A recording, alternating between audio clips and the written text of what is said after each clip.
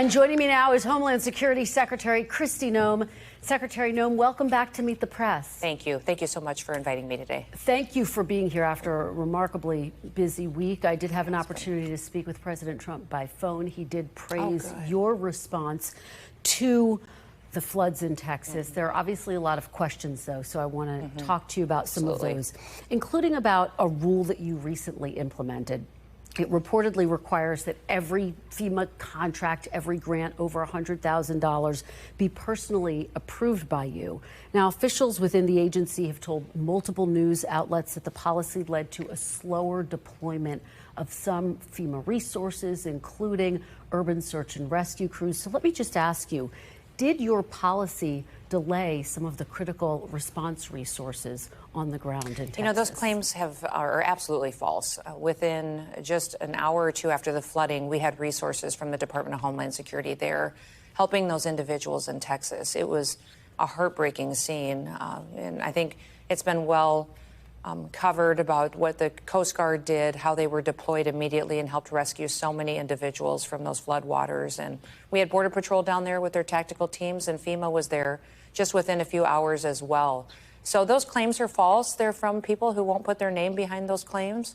And those call centers were fully staffed and responsive. And this was the fastest, I believe, in years, maybe decades, that FEMA has been deployed to help individuals in this type of a situation. Well, let's drill down a little bit. I know there were resources that were deployed, but I think the question revolves around, were all of the necessary resources deployed? According to reports, multiple FEMA officials said you didn't approve the deployment of these FEMA search and rescue teams until Monday, which was 72 hours after the flood started. Nope, they were deployed immediately as soon as they were requested. And I think what matters the most here is what the local officials on the ground say and what their feedback is. You know, I was there that very morning, and that afternoon when the flooding was happening, and was with those emergency responders right away, with the governor, with Nim Kidd, who's running the state's response.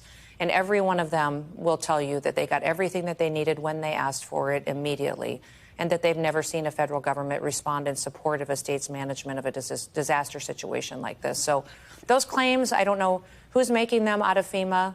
And because FEMA has been incredibly responsive, we've had over 700 different employees engaged right in Texas. And as soon as that disaster request was put in, forwarded to the White House and approved within hours. Well, when was the request put in, and when did you approve it? And is this accurate that there's this $100,000 sign-off that you have to do? The $100,000 sign-off is for every contract that goes through the Department of Homeland Security. So you did implement that policy. It's an accountability on contracts that go forward, but there was no break in contracts. Those contracts were approved as soon as they were in front of me.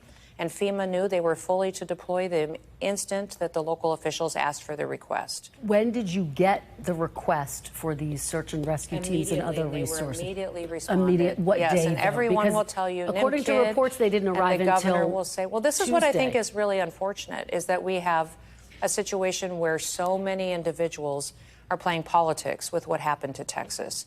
And the governor and the emergency responders on the ground, the mayor of that city, the judge in that county who has some authority over emergency response, every one of them said, as soon as we asked for help, they were here. The federal government was here. And we didn't just deploy FEMA. We deployed our Coast Guard and BORTAC teams. Border Patrol was amazing.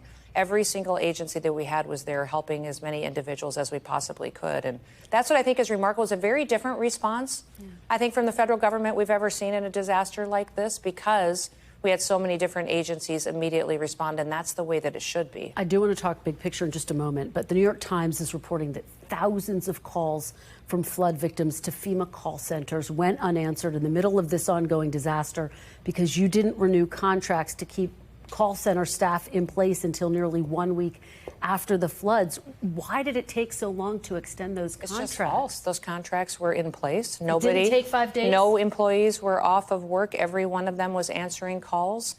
So false reporting, fake news, and it's discouraging. It's discouraging that during this time when we have such a loss of life and so many people's lives have turned upside down, that people are playing politics with this because the response time was immediate. And if you talk to anyone in Texas, that was there, that was a part of this operation, they would say the federal government and President Trump immediately responded. Just to be very clear, on July 7th, 15.9% of calls were answered. I mean, does that concern you that only 15% of calls were answered? These are people in a desperate state. FEMA, often the first call that they make, only 15% were answered on July 7th, several days after the floods. These contracts were in place and those people were in those call centers and they were picking up the phone and answering these calls from these individuals. So that report needs to be validified. I'm not certain it's accurate and I'm not sure where it came from. And the individuals who are giving you information out of FEMA, I'd love to have them put their names behind it, because the anonymous attacks to politicize this situation is completely wrong. I care, these emergencies need to be conducted exactly how President Trump handled this one. It was that the local responders are the ones who execute the response. The state comes in and manages it, and then the federal government comes in and supports it. And as soon as Texas asked for anything, we were there. Just very quickly, I mean, disasters often cost millions, if not billions of dollars. You've acknowledged there is this policy you implemented to sign off on contracts that exceed $100,000. Why add extra red tape when there is a crisis of this magnitude? It's not extra red tape. It's making sure everything is getting to my level and that it's immediately responded to. This was not slowed down at all. In fact, it was much more responsive. If you remember, I was there. I was standing right there long before this report ever came out, and people were asking and we were granting permission in real time. So the false reporting has been something that is inappropriate, and it's something that I think we need to clear up, and that this response was by far the best response we've seen out of FEMA, the best response we've seen out of the federal government in many, many years, and certainly much better than what we saw under Joe Biden. Two more quick ones on FEMA, then we need to get to deportation. Senator Elizabeth Warren is calling for you to resign. Your response, is there any chance you would resign? No, there's not, and I hadn't heard that, but, you know, I don't care what she thinks. Very quickly, we have heard President Trump, we have heard you say that ultimately FEMA needs to be eradicated. We heard the tone shift a bit this week. Bottom line, Madam Secretary, will the president move to eradicate FEMA altogether? No, I think the president recognizes that FEMA should not exist the way that it always has been. It needs to be redeployed in a new way, and that's what we did during this response. If you saw, it's not just FEMA that can respond in these situations. The federal government has all kinds of assets, and we deployed them. The Coast Guard coming in and saving individuals with their rescue swimmers, with their helicopters. They had fixed-wing aircraft deployed as well. Border Patrol with their BORTAC teams, and now we've got also some dog teams that are down there helping with recovery efforts, and then FEMA alongside of them helping people setting up shelters, deploying supplies. It was all immediate, and that's what the president wants to do, is empower these states to run their emergency, and we come in and support them. And immediately, when those requests were made, they were approved and deployed. So I just want to be very clear, and we're going to move on to deportation. The president no longer wants to eradicate FEMA, but what you're saying is to overhaul FEMA, but not eradicate it altogether. I think he wants it to be remade so that it's an agency that is new in how it deploys and supports states. Let me get your reaction. A federal judge in Los Angeles temporarily blocked ICE raids in Southern California, saying that federal agents cannot target people without reasonable suspicion, and using factors like skin color, the language that people speak. Will you comply with the judge's order? Absolutely, but we've never done that. We've never done that. What we have always done is built a case and done investigative work in who we go after and who we target.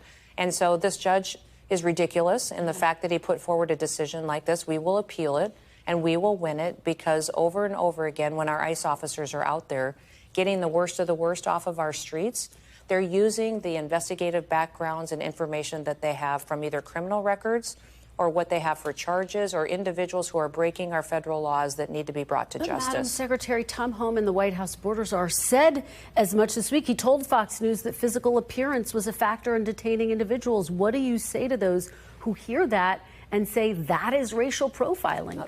The facts of how we do our investigations and our casework and what ICE officers are doing today is they're going out there and building a case just like other law enforcement officers do. They're going out there and doing the investigative work, gathering the information to decide how we're going to run our ops and how we're going to target individuals. And overwhelmingly, people have heard the president say over and over again about how important it is that we continue to go after the worst of the worst. This week, we've got murderers off the street, rapists, child pedophiles. If you look at that marijuana grow facility that we recently just did an operation on, over 319 individuals were brought into custody and 14 unaccompanied children that means that they don't have their parents with them. They're working in a facility where they could be exploited, trafficked, maybe sex trafficked, and then we've got individuals there who are working at the same facility who are creating, distributing, and taking advantage of children for child pornography. So this is something that President Trump has taken seriously, is protecting children while we're doing Couple this. more here, if we can get them in. Florida lawmakers visited the migrant detention center in Florida, which your administration has dubbed Alligator Alcatraz. Congresswoman Debbie Wasserman Schultz said that the conditions there are inhumane, more than 30 people stuffed into a jail cell. She said they get their drinking water and they brush their teeth from the same place where they go to the bathroom. Madam Secretary, what do you say to these lawmakers who argue this is not humane treatment of individuals, of humans? Well, our detention centers at the federal level are held to a higher standard than most local or state centers and even federal prisons. The standards are extremely high. Now, this is a state-run facility at Alligator Alcatraz, but they have a stuffed into a jail They have cell? a contrast. Well, I've been there and I've seen these rooms that they are in. I wouldn't call them jail cells. I would call them a facility where they are held and that are secure facilities, but are held to the highest levels of what the federal government requires for detention facilities. Democrats have called them cages, though. They say I wish they would have said that back during the Biden administration and back when Democrats were in the White House and they were piling people on top of each other on cement floors and literally didn't have 2 feet to move. They never did that, and that's why this politics has to end. We took cameras in there. We will take cameras in there and show people what these facilities look like, because if you compare them to what happened under the Biden administration and under the Obama administration, these centers are at the highest levels, and they're even higher than what our federal prison standards are or state or local often are. And yet your deportation policies are different, and you are finding new facilities, including this one, Alligator Alcatraz, and you say there could be more very quickly. We are looking for more information and how we can get more detention centers. But I would encourage people to self-deport. That is the easiest thing for these families to do, because then you get the chance to come back. Then you get the chance to come back to the United States, and that's exactly what we want, is them to do it the right way. All right. Secretary Kristi Noem, thank you so much for being here in person. Absolutely. We really appreciate it. We thank you for watching, and remember, stay updated on breaking news and top stories on the NBC News app or watch live on our YouTube channel.